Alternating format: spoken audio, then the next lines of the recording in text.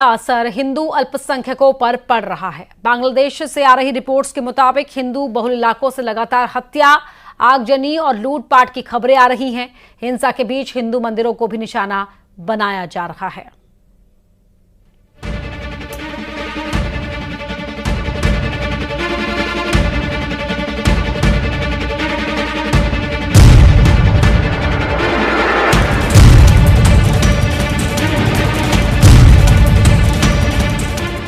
बांग्लादेश में तख्ता पलट के बाद जारी हिंसा का सबसे ज्यादा असर हिंदू अल्पसंख्यकों पर हो रहा है।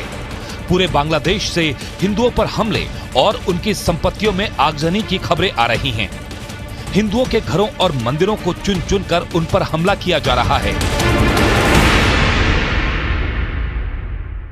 নিয়ে যাওয়ার সময় উল্টো দিক থেকে এসে আমার বাসার মধ্যে ঢুকে, আমার বাবা একজন ব্যবসা করে, সে তার ব্যবসার প্রতিষ্ঠান, আমার ভাই একজন ডাক্তার, ছোট কাকার ছেলে, তার চেম্বারও আমাদের বাসার মধ্যে। এই চেম্বারের মধ্যে ঢুকে আমাদের পুরো ভাইরা চুইরা কিচ্ছু রাখে নাই। আমার কাকাকে খুঁজতেছিল, আমার ভাইকে খুঁজতেছিল, মানে এরা কোথায়। আমার মা বাইরে ছিল, আমার মা শুধু নিরুপায় হয়ে দাঁড়ায় দেখতেছে যে ঘরে ফ্যান বলেন, খাবার জলের জগ বলেন, একটা গ্লাস বলেন, কিচ্ছু রাখে নাই। পিটাই ভাইয়া ফেলাইছে। বাবা যতটুকু পারছে ছবি তুলছে এবং বাবারে মারছে, বাবার গায়ে হাত দিছে। আর আমার ছোট কাকা তো পলাই আছে, আমার ছোট কাকাকে ওরা খুঁজতেছে। মানে আমরা কতটা নিরুপায় আজকের এই ছাত্রদের কারণে। আমরা এখন কি দেশ ছেড়ে নিজের জায়গা জমি ছেড়ে কি আমরা ইন্ডিয়া পালাই যাবো, এটা মনে করতেছে সবাই। কেন ইন্ডিয়া যাব? আমরা স্বাধীন দেশে বাস করি না? আমরাও দেশের নাগরিক না? তো তাহলে কেন আমাদের সাথে এরকম হবে? আমরা তো স্বাধীনতা, ঠিক আছে, সবই ঠিক আছে। वर्ल्ड हिंदू फेडरेशन के बांग्लादेश चैप्टर की रिपोर्ट के मुताबिक बांग्लादेश के 39 जिलों में हिंदुओं को बनाया गया निशाना। घरों से लेकर मंदिरों तक में तोड़फोड़, आगजनी और लूट। हिंदू नेताओं की हत्या की गई है और उनके घरों को जलाया गया है। राजनीति से जुड़े हिंदू नेताओं को खास तौर पर निशाना बनाया जा रहा है। हिंदू महिलाओं को अगवा करने की भी खबरें सामने आ रही हैं। बांग्लादेश में मौजूद हिंदुओं के हालात पर भारत में भी चिंता जाहिर की जा रही है। धर्म गुरुओं के साथ साथ विश्व हिंदू परिषद और आरएसएस जैसी संस्थाएं भी बांग्लादेश में हिंदुओं पर हो रहे अत्याचार का विरोध कर रही हैं। साथ ही सरकार से मांग भी कर रही हैं कि बांग्लादेश में हिंदुओं की सुरक्षा का प्रबंध किया जाए।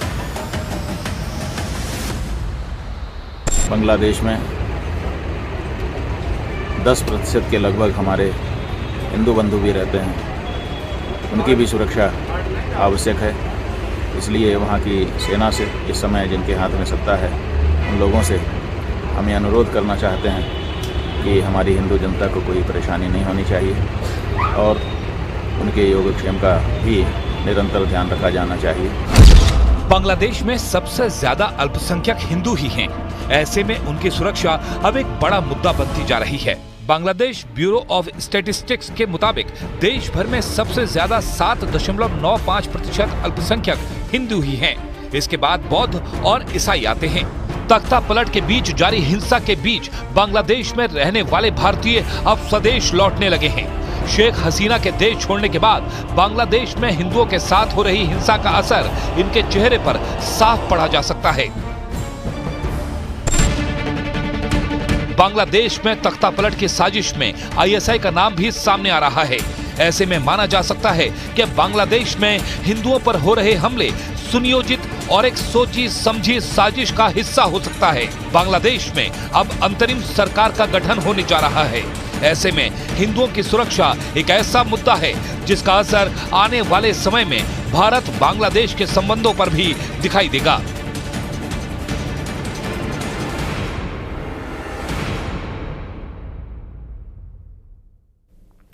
वहीं बांग्लादेश में तख्ता पलट का जो मुख्य आर्किटेक्ट इस्लामिक छात्र शिविर है, जो जमात इस्लामी की छात्र यूनिट है।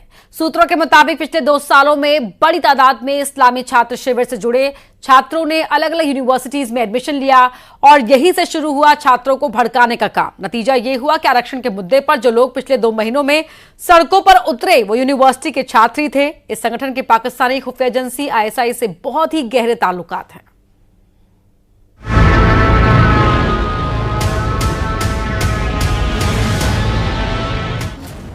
साजिश का किरदार नंबर 2, बांग्लादेश का संगठन जमात-ए-इस्लामी। पाकिस्तान की खुफिया एजेंसी इसे मोहरे के तौर पर इस्तेमाल करती है। बांग्लादेश के संगठन जमात-ए-इस्लामी को यह संगठन अभी फुल ऑन एक्टिव है। बांग्लादेश से शेख हसीना की सरकार को उखाड़ फेंकने में सबसे बड़ा रोल जमात-ए-इस्लामी के छात्र संगठन इस्लामिक छात्र शिविर ने ही निभाया है। आरक्षण के खिलाफ पिछले 2 महीनों से सड़कों पर धरना प्रदर्शन कर रहे छात्र इस्लामिक छात्र संगठन के ही हैं। दावा किया जा रहा है कि पिछले 2 सालों से बांग्लादेश के अलग अलग विश्वविद्यालयों में इस्लामिक छात्र शिविर के कई कैडर भर्ती हुए हैं। यहीं से विश्वविद्यालय के छात्रों को भड़काने का काम शुरू किया गया।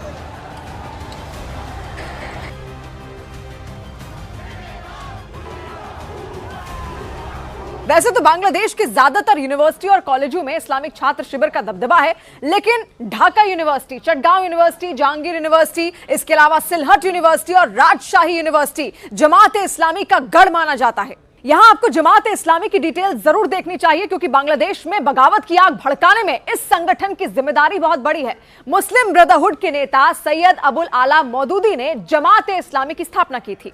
इसके अलावा इस्लामी विजय, दुनिया को इस्लाम के झंडे के नीचे लाना इसका मकसद है। शेख हसीना सरकार ने जमात-ए-इस्लामी और इसके संगठन छात्र शिविर पर बैन भी लगा दिया था।